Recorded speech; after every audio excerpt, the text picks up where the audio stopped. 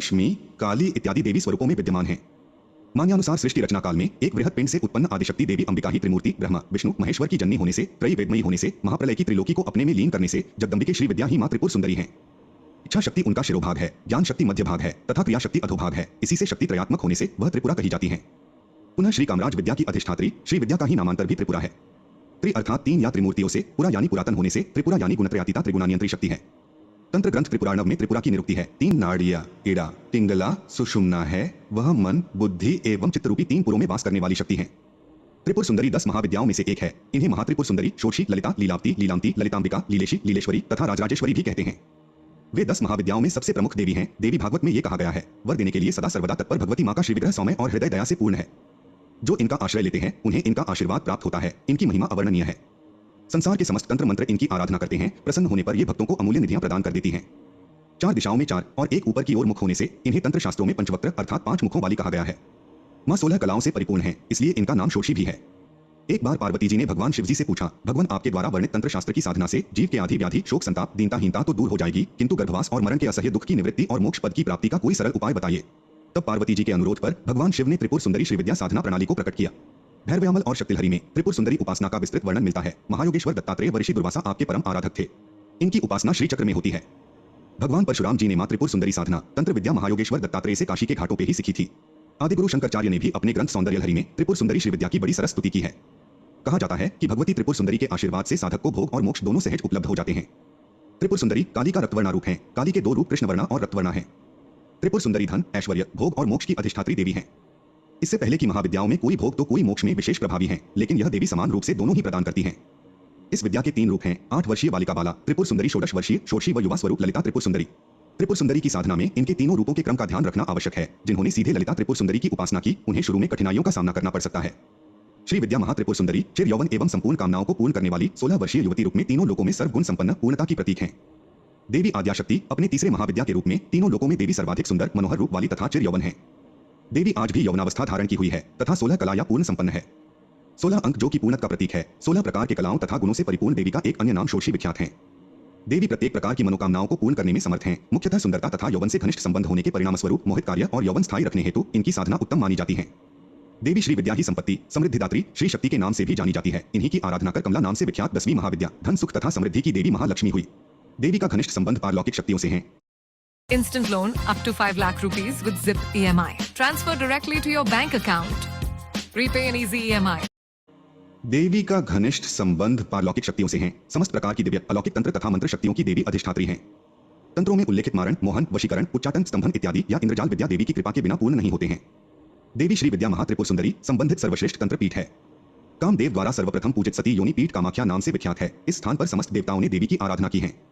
यह शिव पत्नी सती की योनि गिरी थी। यह आदिकाल से ही परम सिद्धिदायक शक्ति पीठ रहा है। यह पीठ नीलांचल पर्वत के ऊपर विद्यमान है तथा इस प्रांत को आदिकाल में प्रागज्योतिषपुर के नाम से जाना जाता था।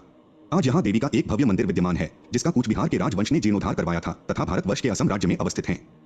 आदिकाल से ही यह पीठ समस्त प्रकार के आगमोक्त, तांत्रिक, पारा विद्या तथा गुप्त साधनाओं हेतु श्रेष्ठ माना जाता है तथा मानव, दानव, मुनि, सिद्ध, गंधर्वों, देवताओं द्वारा उपयोग किया जाता है। त्रेता तथा द्वापर युग में इस पीठ पर देवी की आराधना नरकासुर करते थे। इस प्रांत के विभिन्न स्थानों का उल्लेख महाभारत ग्रंथ से प्राप्त होता है। इसके अलावा देवी त्रिपुर सुंदरी अपने नाना रूपों में भारत के विभिन्न प्रांतों में पूजिता है। वाराणसी में राजराजेश्वरी मंदिर विद्यमान है, जहां देवी राजराजेश्वरी के रूप में पूजिता है। कामाक्षी स्वरूप में देवी तमिलनाडु के कांचीपुरम में पूजी जाती हैं। मीनाक्षी स्वरूप में देवी का विशाल तथा भव्य मंदिर तमिलनाडु के मदुरै में है। बंगाल के हुगली जिले में बांसबेरिया नामक स्थान में देवी हंसेश्वरी नाम से पूजित हैं। महाविद्याओं में तीसरे स्थान पर विद्यमान महाशक्ति त्रिपुर सुंदरी तीनों लोकों में 16 वर्षीय युवती स्वरूप में सर्वाधिक मनोहर तथा सुंदर रूप से सुशोभित हैं। देवी का शारीरिक वर्ण हजारों उदीयमान सूर्य के कांति की भांति है। देवी की 4 भुजा तथा 3 नेत्र हैं। अचेत पड़े हुए सदाशिव के नाभि से उद्भूत कमल के आसन पर देवी विराजमान है। देवी अपने 4 हाथों में पाश, अंकुश, धनुष तथा बाण से सुशोभित है। देवी पंचवक्त्र है, अर्थात देवी के 5 मस्तक या मुख है। चारों दिशाओं में 4 तथा ऊपर की ओर 1 मुख है। देवी के मस्तक तत्पुरुष, सयोजात, वामदेव, अघोर तथा ईशान नमक 5 शिव स्वरूपों के प्रतीक हैं। क्रमशः हरा, लाल, धूम्र, नील तथा पीत वर्ण वाली हैं।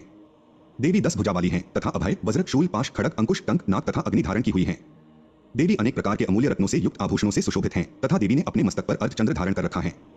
ब्रह्मा, विष्णु, महेश तथा यम देवी के आसन को अपने मस्तक पर धारण करते हैं। हिंदू पौराणिक कथाओं के अनुसार देवी त्रिपुर सुंदरी के उत्पत्ति का रहस्य यह है कि सती वियोग के पश्चात भगवान शिव सर्वदा समाधि ध्यान में चले गए थे। उन्होंने अपने संपूर्ण कर्म का परित्याग कर दिया था, जिसके कारण तीनों लोकों के संचालन में व्याधि उत्पन्न हो रही थी।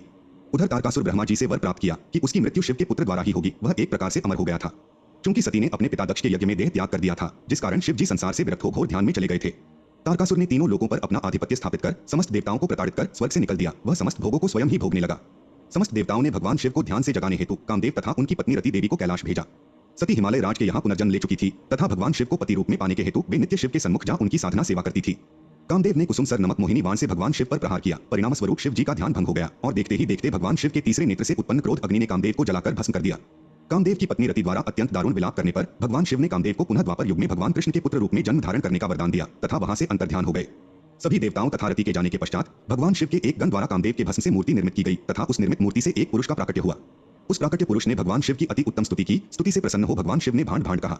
तदनंतर भगवान शिव द्वारा उस पुरुष का नाम भांड रखा गया तथा उसे 60,000 वर्षों का राज दे दिया। शिव के क्रोध से उत्पन्न होने के कारण भांड तमोगुण संपन्न था तथा वह धीरे धीरे तीनों लोगों पर भयंकर उत्पात मचाने लगा। देवराज इंद्र के राज्य के समान ही भांडासुर ने स्वर्ग जैसे राज्य का निर्माण किया तथा राज करने लगा। तदनंतर भांडासुर ने स्वर्ग लोक पर आक्रमण कर देवराज इंद्र तथा स्वर्ग राज्य को चारों ओर से घेर लिया। भयभीत इंद्र नारद मुनि के शरण में गए तथा इस समस्या के निवारण हेतु उपाय पूछा। देवर्षि नारद ने आद्या शक्ति की यथाविधि अपने रक्त तथा मांस से आराधना करने का परामर्श दिया। देवराज इंद्र ने देवर्षि नारद द्वारा बताए हुए साधना पथ का अनुसरण कर देवी की आराधना की तथा देवी ने त्रिपुर सुंदरी स्वरूप से प्रकट हो भांडासुर वध कर देवराज पर कृपा की तथा समस्त देवताओं को भय मुक्त किया। कहा जाता है कि भांडासुर तथा देवी त्रिपुर सुंदरी ने अपने 4 अवतारी स्वरूपों को युद्ध लड़ने हेतु अवतरित किया।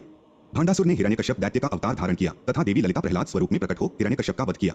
भांडासुर ने महिषासुर का अवतार धारण किया तथा देवी त्रिपुरा दुर्गा अवतार धारण कर महिषासुर का वध किया। भांडासुर रावण अवतार धारण किया तो देवी के नखों द्वारा अवतार धारण करने वाले राम के हाथों मारा गया। देवी श्री विद्या त्रिपुर सुंदरी से संबंधित अन्य तथ्य। देवलोक व पृथ्वीलोक के समस्त तंत्र और मंत्र देवी की आराधना करते हैं तथा वेद भी इनकी महिमा करने में असमर्थ हैं। अपने भक्तों के सभी प्रार्थना स्वीकार कर देवी भक्त के प्रति समर्पित रहती है तथा भक्त पर प्रसन्न हो देवी सर्वस्व प्रदान करती हैं। देवी की साधना आराधना नारी योनि रूप में भी की जाती है। देवी का घनिष्ठ संबंध काम उत्तेजना से है। इस स्वरूप में देवी कामेश्वरी नाम से पूजित हैं एवं भगवान शिव कामेश्वर नाम से जाने जाते हैं। देवी काली के समान ही देवी त्रिपुर सुंदरी चेतना से संबंधित हैं। देवी त्रिपुरा ब्रह्मा शिव रुद्र तथा विष्णु के शव पर आरूढ़ हैं। तात्पर्य चेतना रहित देवताओं के देह पर देवी चेतना रूप से विराजमान हैं तथा ब्रह्मा शिव विष्णु लक्ष्मी तथा सरस्वती द्वारा पूजिता हैं। That was quick. Just open the Jio Payments bank